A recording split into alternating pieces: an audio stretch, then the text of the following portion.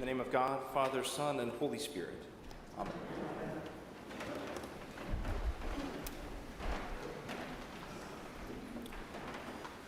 In 1925, Pope Pius XI designated this day, the last Sunday in our church year, as the Feast of Christ the King, or as it has come to be known, the Reign of Christ Sunday.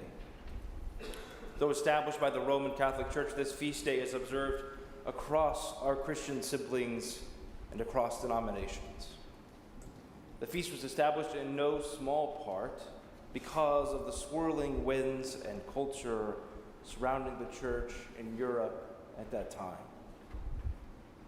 In the aftermath of World War I, with the rise of nationalism peaking, the feast day was intended as a proclamation to such a world that the people of God, the followers of Jesus, pledged their allegiance to nothing except a king as him. Their allegiance, the Pope wanted to remind them and to tell the world, and indeed ours is given to a reign of love, to a power shown in sacrifice and service, to a king who would be killed as a criminal, crucified and mocked in front of all. In a world and a culture like many places in 1925 Europe, and such a proclamation, such a feast day was as essential as ever for the people of God. My friends, so too today is keeping this feast in our own day. The proclamation of this day, the one we make with our lives, all that we do and are, is one that this world yearns for people like you and me, communities like this, to make with courage and imagination and love, following this different kind of king and the way of love he inaugurated. It is perhaps a little strange or perhaps even unexpected to hear the story of Jesus' crucifixion on this day. It is a feast day, after all. As you have no doubt noticed by now, we did not read all of the events that brought us to this moment, nor the hopeful resurrection that follows, but rather just that moment of Jesus on the cross. It happened at the place that we are told is called the skull, Luke says, and it happened with criminals surrounding him. He was mocked before he was killed, called a king and given a name with a sign hanging over him, and yet killed in the way that only criminals were, not royals. As the story is told, just a few words begin to reveal at least one of the ways that Jesus as king points the way for you and I to follow. Over and over, everyone around Jesus seems certain that the way for him to exercise his power is to save himself. The people are standing around and watching, we are told, as the leaders scoff at him and say, "He saved others, let him save himself." The soldiers then come to give him sour wine, saying, "If you are the king of the Jews, save yourself." One of the criminals next to him said, "Save yourself and us." I suppose he had a little more on the line. "Save yourself," they all demand. "Save yourself, for what else would someone with power and majesty and kingship do but exercise such power for themselves? How else, they seem to think, how else would or could power and might and glory and strength even be used, except for oneself?" It seems to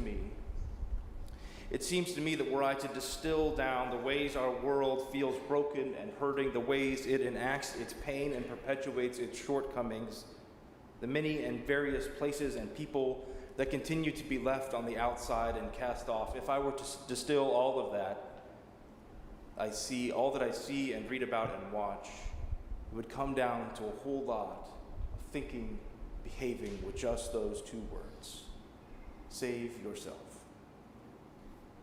Save yourself, and perhaps even worse, save yourself and only those who agree with you, seems to be all too much of how we govern and treat others, how we engage difference in its myriad forms, and how we do really way too much at all. Perhaps scariest of all, it seems to me how some have twisted and mangled their faith to even begin to practice it this way: save yourself and only those who look like, believe like, act like us. In a world in which evils like white so-called Christian nationalism are on the rise, in a world in which scarcity and fear permeate our every decision, in a world in which difference is regarded not as beauty, but as something that might actually tear us apart, indeed something for which we ought to wage violence against one another for, we saw it last night again in Colorado. Save yourself is a rallying cry of that world. Perhaps the establishment of Christ the King Sunday was needed in 1925 Europe for some of these reasons, and certainly other ones. Perhaps it was needed then, but I am convinced the proclamation and promise of this day, the bold living into the good news of this day for people like you and people like me is as vital as ever. On a day such as this, we hear that what seems to be loud voices of save yourself are not the example, the witness, the invitation of Jesus, the one whose way of love we follow. May you be made strong with all the strength that comes from his glorious power, our reading from Colossians starts. And may you be prepared to endure everything with patience, while joyfully giving thanks. I do not often preach from the epistles, though there are some moving portions within them, and yet this week I couldn't help but notice the near opposite image of the cries of save yourself that we heard before, for how we are to enact the power given to us, shown in Jesus. This other way, this way of Jesus, is found in a word repeated over and over, just as those two were before. It reads in part, "He is the image of the invisible God, the firstborn of all creation. For in him all things in heaven and on earth were created, things visible and invisible, whether thrones or dominions or rulers or powers, all things have been created through him and for him. He himself is before all things, and in him all things hold together. For in him all the fullness of God was pleased to dwell, and through him God was pleased to reconcile to himself all things." What we hear in this letter is though the powerful would seek to reach all, it is only God's power that is able to do so. It is only God's power that makes God's own self visible to the world. It is only God's power that created all things in heaven and on earth, even thrones and dominions and rulers, all things made by this God. And it is this power that created these things, that holds it all together in love, dwelling in Jesus, whose same love reaches and reconciles and heals and gives and saves. Saves not just himself, but all. And not through the power of a mighty arm, but the power of being willing to give, even to the point of death. It is this that all might be saved from the death-dealing realities we face, that way too many face, that we might be saved from even death itself. Power enacted in love, not to save himself, but that all might be saved and healed and fed and known and filled with hope and love. That is the kind of king that we follow, the kind of kingdom we strive to build in this place and throughout this community. Not grounded in saving ourselves, but in proclaiming the saving love of God, that has the power to do more than we could ask or imagine. A friend of mine wrote this week, and I will close with it. We have a witness to offer that says, our truest, deepest, most important identity is not given to us by the various constellations of political, racial, national, and other categories, but by the fact that we bear the very image of God.